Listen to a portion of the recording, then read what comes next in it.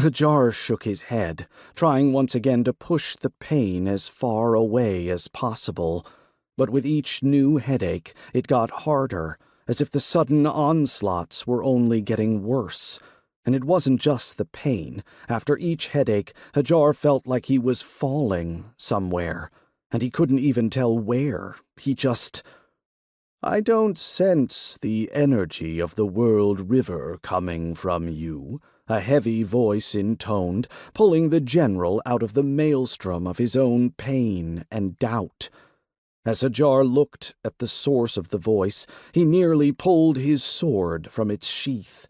In the center of the field, where the sun cast long shadows, a lone figure sat on a weathered rock. Clad in obsidian-black armor that seemed to absorb the very sunlight, the warrior stood in stark contrast to the gold that swirled around him. His armor, which was covered in intricate patterns reminiscent of magical runes, enveloped the warrior's form completely, protecting him and intimidating any potential foes at the same time. The dark surface of the armor was adorned with silver flecks that reflected the sunlight it was taking in with a subtle sheen. A cloak made from black cloth fluttered around the figure, dancing in the breeze like the whispers of a ghost. A simple sword lay in the warrior's lap. The blade, polished to a mirror-like shine, reflected the world around him in a series of distorted images.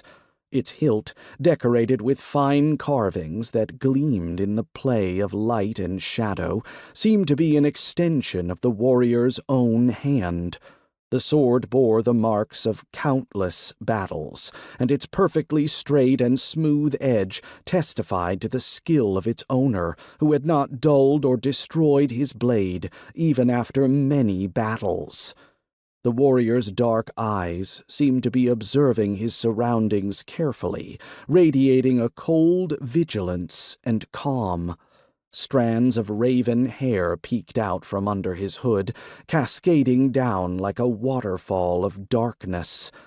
As the wind swept across the field, the grass bowed in reverence to this mysterious figure, and around the warrior an atmosphere of solitude and detachment from the world seemed to permeate the very air, emphasizing his nature as a guardian in the best possible way.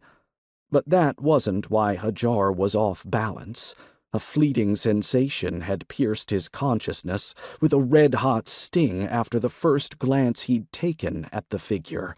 It was as if he were standing not in the physical world, but in the midst of his own soul world, and it was not a golem, but the Black General himself who was looking back at him, no longer in the guise of an old man.